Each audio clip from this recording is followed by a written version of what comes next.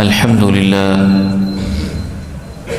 لله نحمده ونستعينه ونستغفره ونعوذ بالله من شرور أنفسنا ومن سيئات أعمالنا.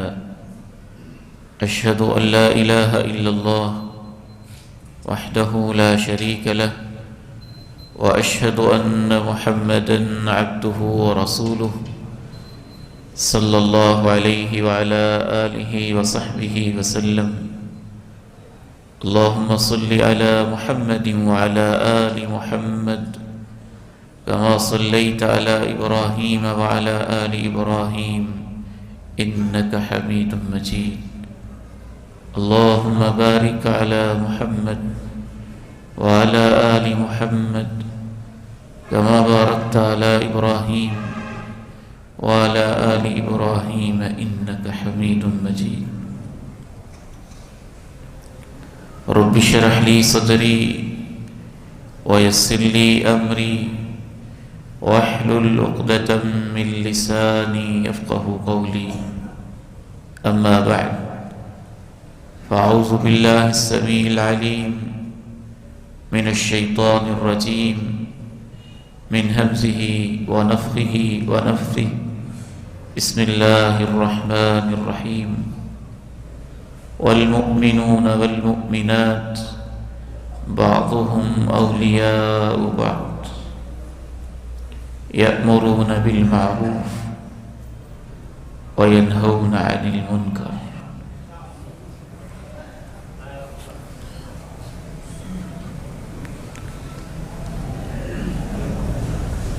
دین کی بتائی ہوئی وہ تعلیمات جو ہمارے معاشرے میں ختم ہوتی جا رہی ہیں، قرآن مجید کی وہ آیات جن پر عمل کرنا امت آہستہ آہستہ بھولتی جا رہی ہے، اللہ کے پیارے نبی علیہ السلام کی وہ ہدایات جن کو امت فراموش کرتی چلی جا رہی ہے، ان میں سے ایک اہم ترین فریضہ امر بالمعروف اور نہی عن المنکر ہے۔ امر کا معنی ہے حکم دینا، تلقین کرنا۔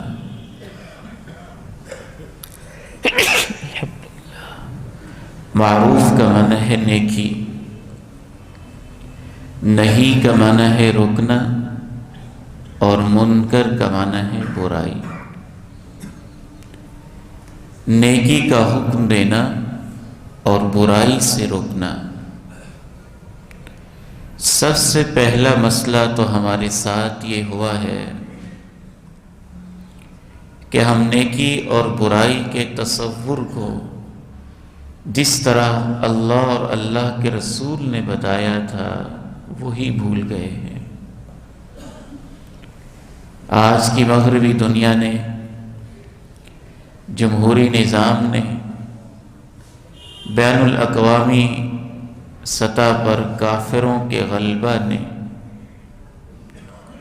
ہمیں یہ بتایا کہ نیکی وہ ہوتی ہے جس کو زیادہ لوگ پسند کرتے ہوں، اور برائی وہ ہوتی ہے جس کو زیادہ لوگ پسند نہ کرتے ہوں۔ اور یہ سوچ آہستہ آہستہ ہمارے معاشرے کے اندر ڈیولپ ہوتی جا رہی ہے۔ جس چیز کو زیادہ لوگ پسند کریں اسے اچھا سمجھا جانے لگتا ہے، جس چیز کو زیادہ لوگ ناپسند کریں اسے برا سمجھا جانے لگتا ہے۔ جبکہ شریعت یہ کہتی ہے نیکی وہ ہوتی ہے جس کو اللہ اور اللہ کا رسول پسند کرے، اور برائی وہ ہوتی ہے جس کو اللہ اور اللہ کا رسول ناپسند کرے۔ اگر ایک نیکی ایسی ہے جو اللہ اور اللہ کے رسول کو پسند ہے اور پوری دنیا اس کے خلاف ہو چکی ہے، سارے انسان بھی جمع ہو جائیں تو شریعت کی نگاہوں میں نیکی وہی رہے گی جسے اللہ اور اللہ کے رسول پسند کریں گے۔ مثال کے طور پر اللہ کے پیارے نبی صلی اللہ علیہ وسلم جب مکہ مکرمہ میں تشریف لائے، پورے معاشرے کے اندر شرک کو پسند کیا جاتا تھا۔ ہر قبیلے، ہر برادری، ہر کنبے، ہر خاندان نے اپنے اپنے بت بنا رکھے تھے۔ ایک ہی آواز تھی جو اٹھ رہی تھی، قولوا لا الہ الا اللہ، لا الہ الا اللہ کہہ دو۔ آپ کی اس آواز کو اتنا ناپسند کیا گیا کہ مشرکین مکہ نے آپ کے خلاف محاذ کھڑا کر دیا اور الزامات لگائے کہ ہم خوب اچھے طریقے سے اکٹھے رہ رہے تھے، اس نے آ کے ایک نیا دین، ایک نیا نعرہ کھڑا کر دیا ہے، اور اس وجہ سے باپ بیٹے علیحدہ ہو گئے ہیں، بھائی آپس میں علیحدہ ہو گئے ہیں، خاندان تقسیم ہو گئے ہیں، اس نے بہت کام خراب کر دیا ہے۔ اس سے بھی آگے بڑھیے، جناب ابراہیم علیہ السلام جب دنیا میں تشریف لائے تھے، صحیح بخاری کی ایک حدیث میں آپ نے اپنی اہلیہ سے کہا تھا کہ اے میری اہلیہ، آج پوری زمین کے اوپر میرے اور تیرے علاوہ اللہ کی توحید کو ماننے والا کوئی نہیں ہے۔ جناب نوح جب تشریف لائے تھے تو 950 سال میں جس کو وہ نیکی کہتے تھے، چند لوگ بھی ماننے کے لیے تیار نہیں ہوئے تھے۔ اس کو آج ہمارے معاشرے کے اوپر آپ اپلائی کریں تو آپ کو یہ بات بخوبی سمجھ آئے گی کہ اگر ہم لوگوں کی پسند اور ناپسند پہ فیصلے چھوڑ دیں تو لوگوں کے فیصلے بدلتے رہتے ہیں۔ آج کچھ کہتے ہیں، کل کچھ کہتے ہیں، خاندان سے خاندان تک بدل جاتے ہیں، 100 کلومیٹر کے فاصلے میں بدل جاتے ہیں، ملکوں کے بدلنے سے بدل جاتے ہیں، وقت کے بدلنے سے بدل جاتے ہیں۔ جس چیز کو آج پسند کرتے ہیں کل اسے ناپسند کرنے لگ جاتے ہیں، اور معاملہ یہاں تک پہنچ جاتا ہے کہ اگر ہم نیکی اور برائی، اچھائی اور بھلائی لوگوں کے فیصلوں پر چھوڑ دیں تو ہر بندہ ہی اپنی نیکی کا فیصلہ خود کرے گا اور اپنی برائی کا فیصلہ خود کرے گا۔ ہر خاندان جو کرتا ہوگا وہ اس کے نزدیک وہی نیکی ہوگی، ہر سیاسی پارٹی جو کہتی ہوگی اس کے نزدیک وہی نیکی ہوگی، اور جو اس کے مخالف ہوں گے وہ اس کے نزدیک برائی ہوگی۔ تو سب سے پہلی بات، نیکی اور برائی کے حوالے سے بہت زیادہ سمجھنے کی ضرورت ہے کہ نیکی وہ ہے جس کو اللہ اور اس کا رسول پسند کریں، اس پہ ثواب کا وعدہ کریں یا اس پہ عمل کرنے کا حکم دیں۔ جس کو اللہ اور اللہ کا رسول پسند نہ کرے، چاہے پوری دنیا ایک طرف ہو جائے اور اسے نیکی کے نام سے یاد کرنے لگ جائے، شریعت اسلامیہ کی نگاہوں میں وہ نیکی نہیں ہوگی جب تک اللہ کے رسول پسند نہیں کریں گے۔ نیکی اور برائی کے حوالے سے ایک دوسرا مسئلہ جس میں ہمیں الجھا دیا گیا ہے، آزادی، لبرلزم، حریت، فریڈم، ایسے نعرے ایجاد ہوئے ہیں جو دین کے بالکل مقابلے میں کھڑے ہوئے ہیں۔ اور باقاعدہ یوں محسوس ہوتا ہے جیسے ایک طرف اللہ کا قرآن ہے، اللہ کے نبی کی حدیث ہے، دوسری طرف کافروں کی پوری دنیا کھڑی ہوئی ہے۔ اللہ اور اللہ کا رسول ایک قانون دینا چاہتے ہیں، کافر کھڑے ہو کے کہتے ہیں نہیں، یہ قانون نہیں چلے گا، جو ہم کہتے ہیں وہ چلے گا۔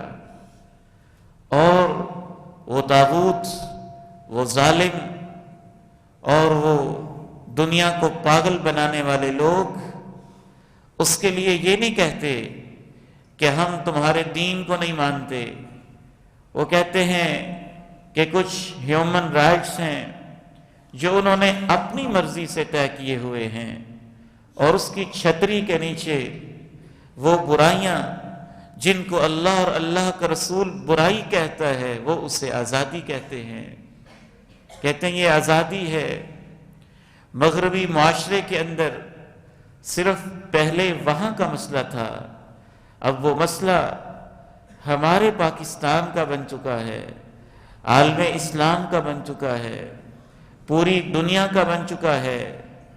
ایک طرف وہ یہ نعرہ لگاتے ہیں کہ انسان آزاد ہے، جو اس کا دل چاہتا ہے اس کو کرنے دیں، جو مرد چاہتے ہیں مرد کریں، جو عورتیں چاہتی ہیں عورتیں کریں، جو بیٹے چاہتے ہیں بیٹے کریں، جو بیٹیاں چاہتی ہیں بیٹیاں کریں، اور اس کو نام دیتے ہیں دوسروں کے معاملات میں انٹرفیئر نہ کریں، مداخلت نہ کریں، دوسروں کے معاملات کے اندر آپ اپنی ٹانگیں نہ اڑائیں، اس طرح کا نام دیتے ہیں، جس لحاظ سے انہوں نے نیکی اور برائی کا تصور ہمارے معاشرے میں یکسر بدل کے رکھ دیا ہے۔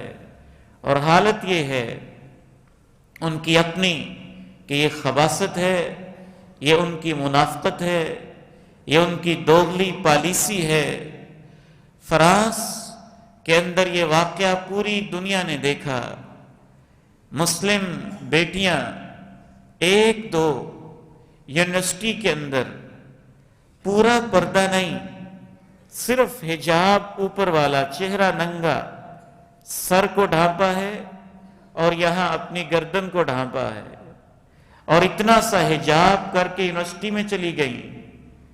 یونیورسٹی کا وائس چانسلر چیخ اٹھا، ہیڈ آف ڈپارٹمنٹ چیخ اٹھا، فرانس کی گلیوں میں باقاعدہ مظاہرے ہوئے، پوری دنیا اکٹھی ہو گئی کہ یہ سکارف پہن کے یونیورسٹی میں کیوں آئی ہے، یہ ہماری ثقافت نہیں، یہ ہمارا کلچر نہیں، یہ ہماری روایت نہیں، اس سے معاشرے میں انتشار ہوگا، اس سے یہ ہوگا، اس سے وہ ہوگا۔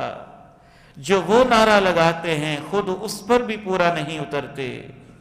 اگر ایسے ہی ہے کہ ہر مرد کو آزادی ہے تو مسلمان بیٹیوں کو پردہ کرنے کی پھر آزادی کیوں نہیں ہے؟ یاد رکھیے یہ دو ایسی چیزیں ہیں جنہوں نے ہمارے معاشرے کو دھکا دیتے دیتے دیوار کے ساتھ لگا دیا ہے، برائی کو اتنا پروموٹ کر دیا ہے اور نیکی کو اتنا دبا دیا ہے کہ نیکی کی آواز چھپ گئی ہے، برائی کی آواز سرے بازار ناچنے لگی ہے۔ ان دو تصورات کو پوری طرح سے سمجھ لیجئے کہ کیسے خباثت کی ہے شیطان نے، کیا چال چلی ہے اس نے۔ پہلی چال یہ چلی گئی کہ نیکی وہ ہے، اچھائی وہ ہے، بھلائی وہ ہے جس کو زیادہ لوگ پسند کریں، یہ جھوٹ ہے۔ بھلائی وہ ہے جس کو اللہ اور اللہ کا رسول پسند کرے، برائی وہ ہے جس کو اللہ اور اللہ کا رسول ناپسند کرے۔ دوسری چال یہ چلی گئی کہ ہر انسان آزاد ہے، جو اس کا دل چاہتا ہے وہ کرے، یہ بھی جھوٹ ہے۔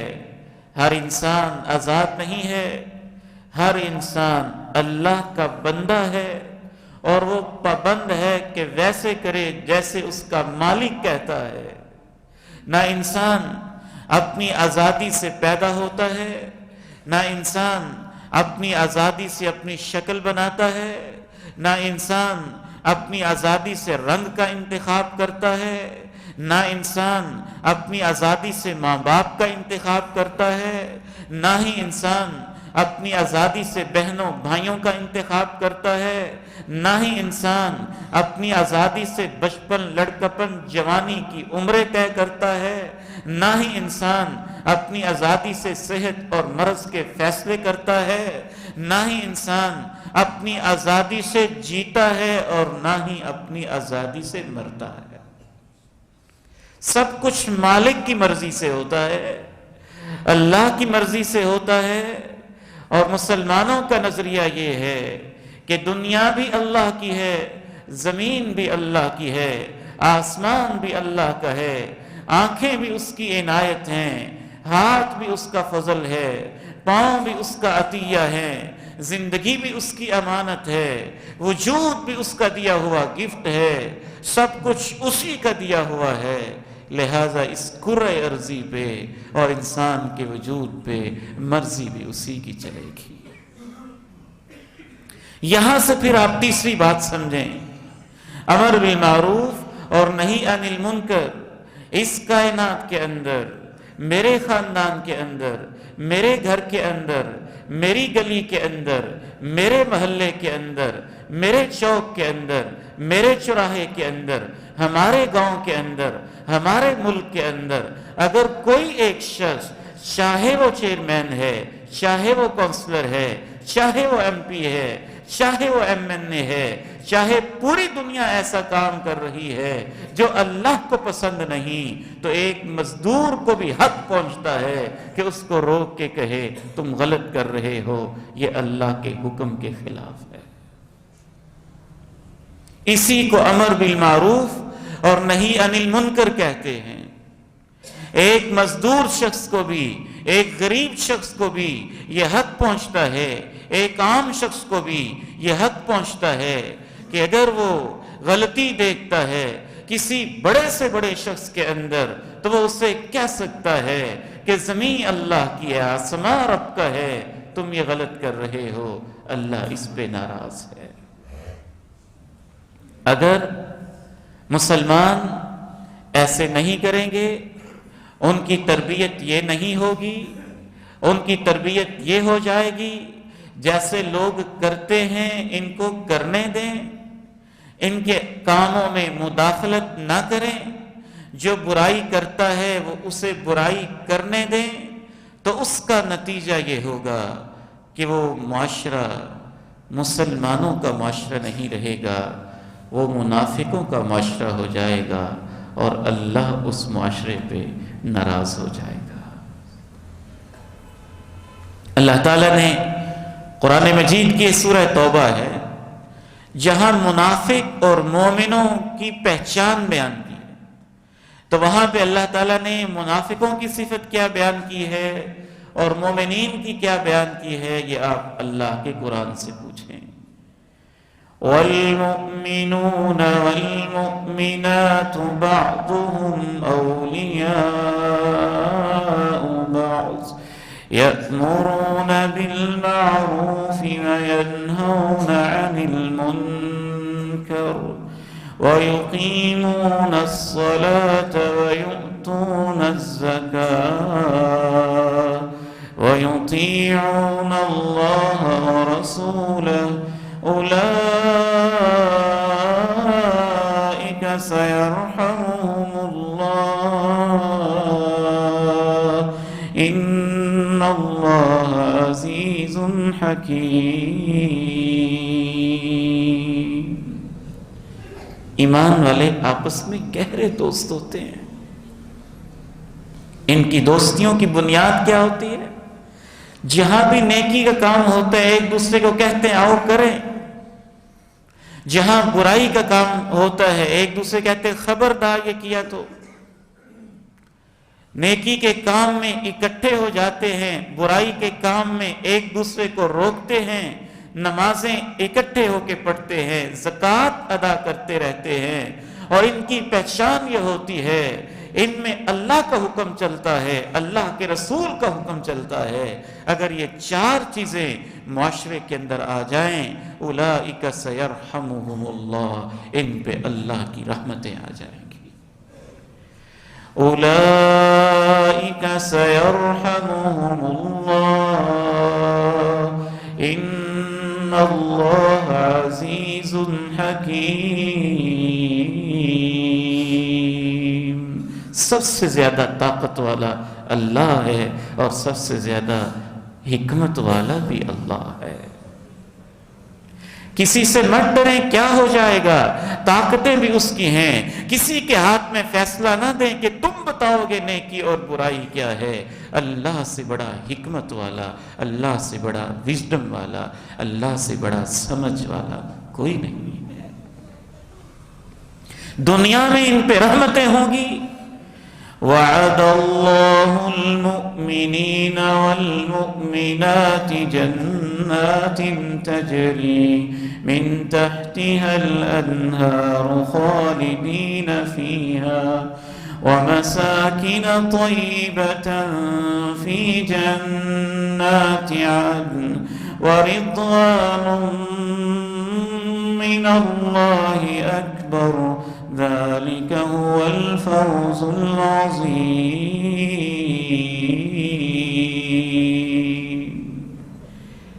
ایسے معاشرے سے اللہ کا وعدہ ہے کہ اللہ ان کو جنتوں میں ایسے ہی اکٹھے کرے گا کہ وہاں ان کی رہائشیں ہوں گی، نہریں نیچے بہتی ہوں گی، اور اللہ اعلان کر دے گا میرے بندو میں تمہارے اوپر ہمیشہ کے لیے خوش ہو گیا ہوں۔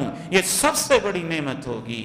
یہی اصل کامیابی ہے اور یہی سب سے بڑی کامیابی ہے۔ اس کے برعکس اگر ہمارا حال ویسا ہو جائے گا جیسے امریکہ اور یورپ کرنا چاہتا ہے، جیسے مغرب کے لوگ کرنا چاہتے ہیں، اور جو ایجنڈا ہمارے ملکوں میں زبردستی نافذ کیا جا رہا ہے اور جس سے ہم آہستہ آہستہ متاثر ہو رہے ہیں، حال یہ ہے کہ امریکہ کے ایک بیٹے کو 14 سال 10 سال کے ایک نوجوان بیٹے کو اتنی آزادی ہے کہ وہ اپنے باپ کے کمائے ہوئے گھر کے اندر اس کے ڈرائنگ روم میں جتنی مرضی لڑکیوں کو لا کے بٹھائے، ان کے ساتھ راتیں بھی گزارے، ان کے ساتھ شراب بھی پیے۔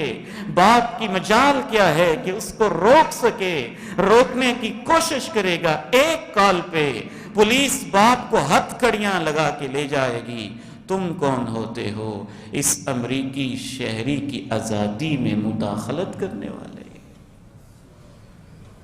ایک بیٹی 13-14 سال کی عمر کی اپنے باپ کے کمائے ہوئے گھر کے اندر اور اسی کے بنائے ہوئے بیڈ روم کے اندر اور ڈرائنگ روم کے اندر جس لڑکے کو چاہے اپنے پاس لے آئے، راتیں بھی گزارے، پاس بھی رہے، شرابیں بھی پیے۔ باپ کو اجازت نہیں ہے کہ وہ روک سکے کہ میرے گھر کے اندر یہ تم کیا کر رہی ہو۔ شاید وہ باپ تو روکنا بھی نہیں چاہتے، لیکن اگر کسی کو انسانی غیرت آ ہی گئی ہے، اس مری ہوئی غیرت کی کوئی چنگاری سلگ ہی پڑی ہے اور بھڑک ہی اٹھی ہے، تو پھر بھی پولیس اس کو ہتھ کڑیاں لگائے گی۔ تم کون ہوتے ہو اس کو روکنے والے؟ وہ جس کو آزادی کہتے ہیں وہ ہمارے دین کے بالکل ایک الٹ رویہ ہے۔ شریعت اسے کہتی ہے کہ وہ برائی سے روک رہا ہے، وہ اچھا کام کر رہا ہے، وہ کہتے ہیں نہیں مداخلت کر رہا ہے۔ اللہ اور اللہ کے رسول کہتے ہیں نہیں، وہ زمین میں فساد برپا کر رہا ہے، لوگوں کی عزتوں کو گھروں میں لا کے، برائیاں کر کے، شرابیں پی کے، فحاشیاں کر کے، بے حیائیاں کر کے۔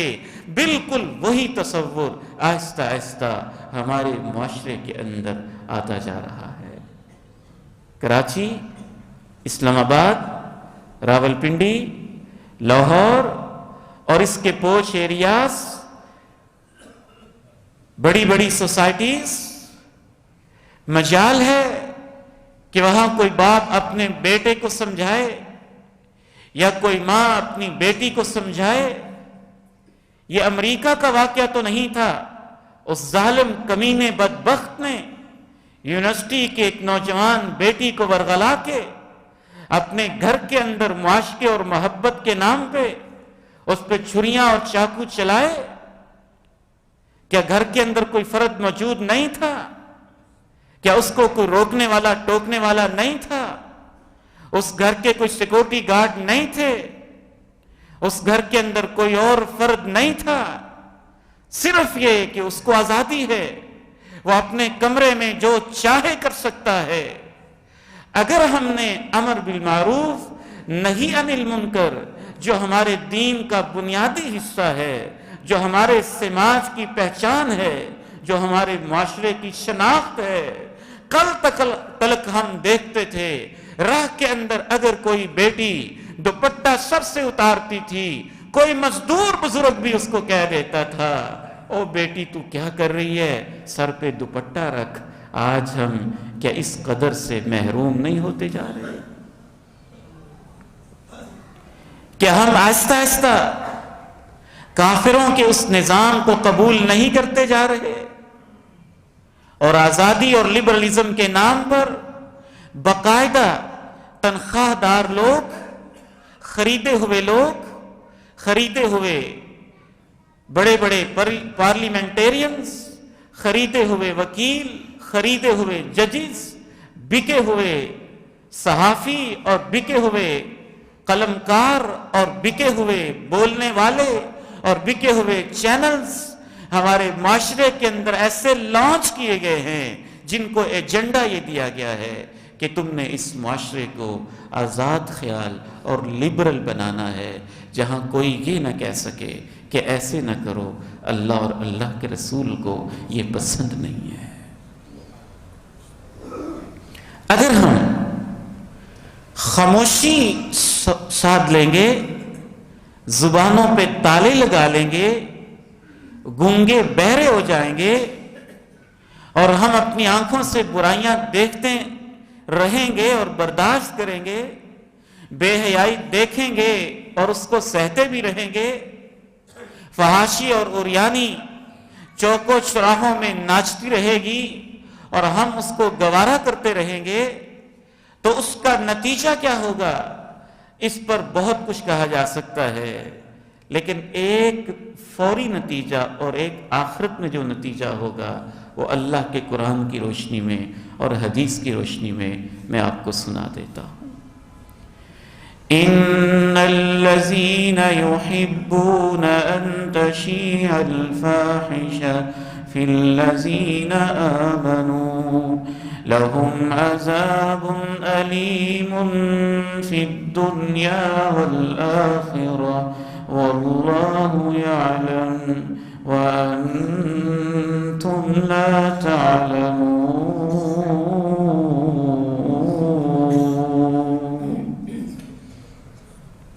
گزشتہ مہینوں میں باقاعدہ یہ قانون لایا گیا تھا اور وہ ایک دن نافذ ہو جائے گا۔ جو ہماری صورتحال ہے، جو ہمارا افتراق و انتشار ہے، لگے لپٹے لفظوں میں یہی قانون لایا گیا تھا کہ کوئی باپ نہ روک سکے، کوئی ماں نہ روک سکے، کوئی بھائی نہ ٹوک سکے، کوئی مولوی، کوئی واعظ، کوئی ملا، کوئی عالم دین مسجد کے منبر و محراب سے بھی یہ نہ کہہ سکے کہ یہ برائی ہے، نہ کرو۔ اس کو یہ جواب دیا جائے کہ نہیں، یہ آزادی ہے۔ کہاں کی آزادی ہے اور کیسی آزادی؟ مسلم کا تو معنی ہی یہ ہوتا ہے کہ اللہ، میں نے تیرا اور تیرے رسول کا کلمہ پڑھ لیا ہے، میری آزادیاں ختم ہیں، جہاں تم روکو گے رک جاؤں گا، جہاں تم چلاؤ گے چل پڑوں گا۔ مسلم کا معنی ہی ہے، اس نے سرنڈر کر دیا ہے۔ جو لوگ یہ چاہتے ہیں کہ اہل ایمان کے اندر بے حیائی پھیل جائے، ان کے لیے دردناک عذاب ہے، دنیا میں بھی اور آخرت میں بھی۔ اللہ سب کچھ جانتا ہے، تم نہیں جانتے ہو۔ اور یہ آزادی کا نعرہ کوئی نیا نہیں ہے، یہ سمجھتے ہیں ہم نے آج لگایا ہے۔ یہ نعرہ تو وہ تھا جو قوم لوط لگاتی تھی۔ جناب لوط علیہ السلام سدوم کی بستی کے باشندوں کو جب سمجھاتے تھے تو آگے سے یہی جواب دیتے تھے، تم کون ہوتے ہو ہمیں روکنے ٹوکنے والے؟ وہ اتنے ترقی پسند تھے تمہارے لفظوں کے مطابق، وہ اتنے آزاد خیال تھے تمہارے نعروں کے مطابق، وہ اتنے روشن خیال تھے تمہارے سلوگن کے مطابق کہ باقاعدہ چوکوں میں، چوراہوں میں، ڈیروں میں مردوں کے ساتھ برائیاں کرتے تھے، اور جو ان کو روکتا تھا کہتے تھے ہم سارے پسند کرتے ہیں، تمہیں پسند نہیں ہے تو ہماری بستی چھوڑ جو، باہر چلے جاؤ۔ جناب لوط کو بھی انہوں نے یہی کہا تھا، تم بڑے پاک بنتے ہو، نہ رہو ہمارے درمیان، چلے جاؤ یہاں سے۔ اور وہ بدبخت جانتے نہیں تھے کہ جب تک یہ برائیوں سے روکنے والے موجود ہیں اللہ کی رحمتیں کچھ نہ کچھ موجود ہیں۔ وہ بد نصیب جانتے نہیں تھے اگر یہ چلے گئے تو ان بستیوں پہ تباہیاں کیسی آئیں گی۔ اخرجوہم من قریتکم، نکال دو ان کو اپنی بستیوں سے، انہم اناس یتطہرون، یہ بڑے پاک صاف بنتے ہیں، ان سے کہیں جا کے کہیں اور رہیں۔ امام ابن کثیر رحمہ اللہ لکھتے ہیں کہ قوم لوط کی بستی کو پھر اللہ نے اٹھایا جیسے لفٹر کسی چیز کو اٹھاتا ہے نا، اللہ جو قادر قدیر ہے اس کے لیے کیا مشکل تھا، پوری بستی کو اتنا اٹھایا گیا کہ آسماں کے فرشتوں نے ان کے کتوں کے بھونکنے اور ان کے گھروں کے اندر بدے ہوئے گدوں کے ہنہنانے کی جب آوازیں سن لیں تو آسمان سے الٹا اس بستی کو پٹخ دیا گیا، اور پٹخنے کے بعد اوپر پتھروں کی بارش نازل ہوتی رہی۔ ان الذين يحبون ان تشيع الفاحشة في الذين آمنوا لهم عذاب أليم في الدنيا والآخرة والله يعلم وأنتم لا تعلمون۔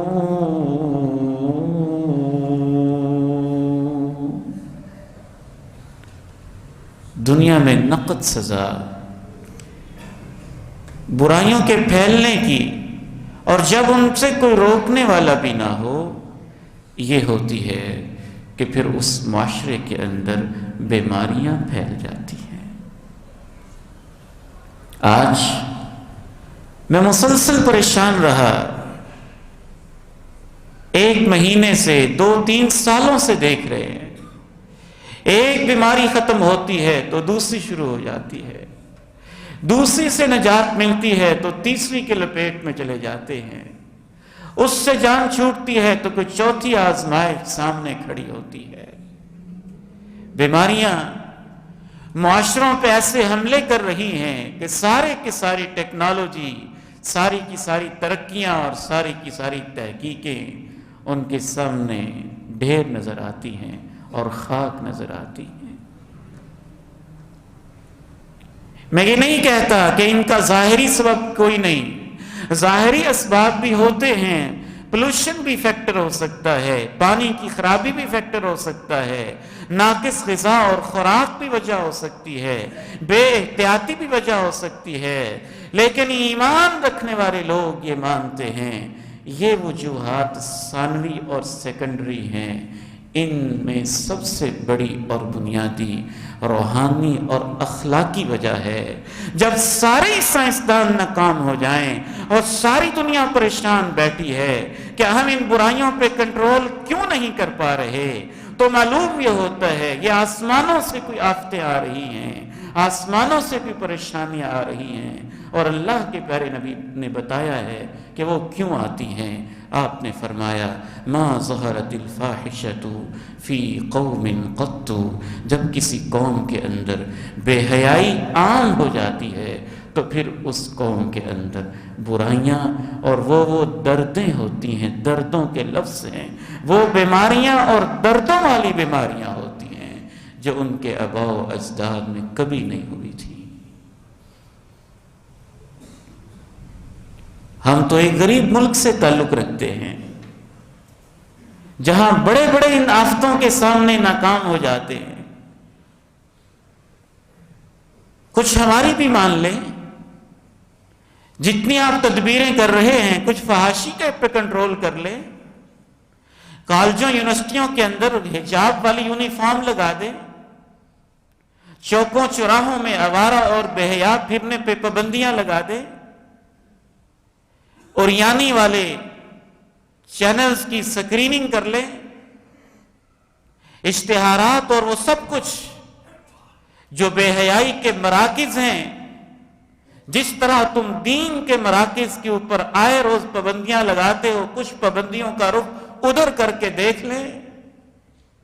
ہمارا ایمان اور یقین ہے اگر اللہ کی رضا کی خاطر بے حیائی پہ کنٹرول ہو جائے گا، فحاشی پہ کنٹرول ہو جائے گا، تو اللہ کی رحمت نازل ہو جائے گی. اور جب تک یہ نہیں ہوگا، گورنمنٹ نہ بھی کرے تو ہم تو کریں، ہم تو کچھ کریں. ہم تو اپنے گھر میں کچھ حیا، کچھ پاکیزگی، کچھ عفت، کچھ پردہ، کچھ حجاب، کوئی اصول، کوئی ضابطے ہم تو بنائیں.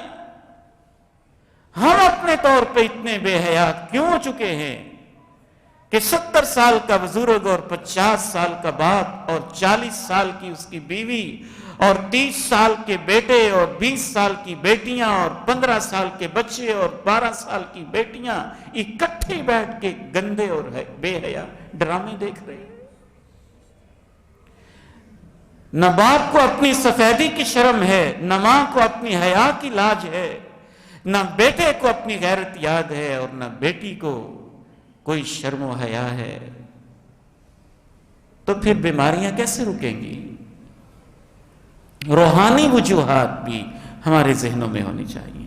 اللہ تعالیٰ سے دعا ہے کہ یہ جو عظیم فریضہ ہے، نیکی کی بات کہنا اور برائی سے روکنا، کم از کم اپنے گھر کی حد تک اللہ ہمیں اس پر عمل کی توفیق دے. وآخر دعوانا ان الحمد للہ رب العالمین.